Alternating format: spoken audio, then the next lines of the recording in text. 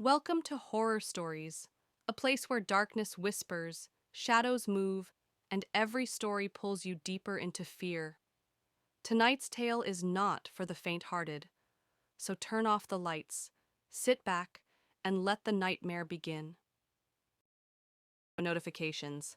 Ed and Lorraine Warren, the most popular names in the world of paranormal investigation. Together, they solved countless haunting cases and performed many exorcisms. But there was one case that even shook them to their core. Their final case with the Smalls family.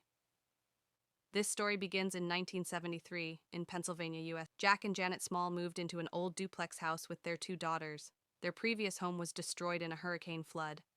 Now they had come to a new place with new dreams and hopes for a better life. In the beginning, everything was going fine. Within a few months, Jack got a promotion at his job and decided to renovate the house properly. But as soon as the repairs and renovation began, strange things started happening in the house. Objects slowly began to move around on their own. Tools and equipment Jack needed for work would often disappear, and then suddenly reappear in the exact same place where they had vanished from. One room's walls had strange black marks. Jack painted over those marks with 34 coats of paint, but within a few days, the black stains came back again. Jack tried painting those walls several times himself, but after 34 days, the marks always returned. Meanwhile, the lights in the house would flicker by themselves. Once, Jack was watching TV in the evening when suddenly the television caught fire, as if someone had thrown a bomb at it. Jack called many electricians to check the wiring, but no one could find anything wrong. One night, the radio in their house started blasting at full volume. Jack woke up angrily, thinking his daughters were messing around. But when he reached the living room, he saw the radio playing on its own. Its cord wasn't even plugged in. This happened many times. The TV and radio would switch on at full volume even while unplugged. Drawers and cabinets would open by themselves. The temperature inside the house would suddenly drop, and even in summer, the house would become freezing cold. After their bathroom was renovated, something terrifying happened. The next morning, when Janet went inside, the entire bathroom was covered in deep scratch marks, as if some animal had been trapped inside all night.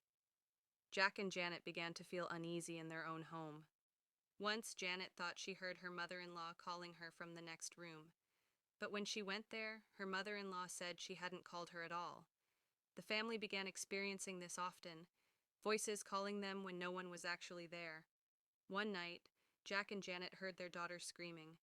When they rushed to her room, her face was drenched in sweat, and she was staring terrified at one corner of the room, saying someone was there, something terrifying, floating in the air. But Jack and Janet couldn't see anything.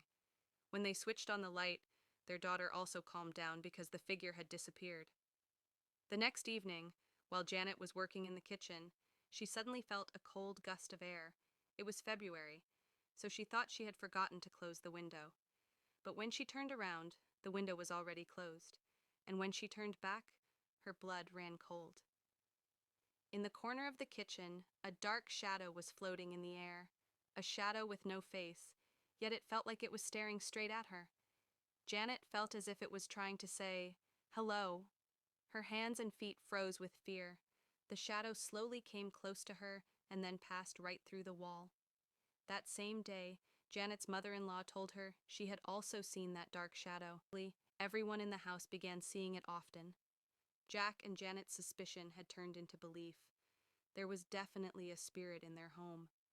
But since it wasn't hurting anyone yet, they tried to live with it. Then Janet gave birth to twin daughters, and everything changed. One day, Jack was sitting in the living room with his daughters when a strange sound came from the ceiling, like someone was ripping something apart. When Jack looked up, his breath got stuck in his throat. He quickly pulled his little daughter away, and the moment they moved, the big chandelier fell straight from the ceiling. If anyone had been underneath it, survival would have been impossible. After this incident, Jack went to church and told a priest everything. The priest came to their house and performed a blessing ritual. For some time, all activity stopped, but soon it returned, and this time it was far worse. Kitchen appliances would catch fire, Light bulbs would explode. Family members often got in. Subscribe to horror stories. New nightmares arrive every week. Until then, sleep with one eye open.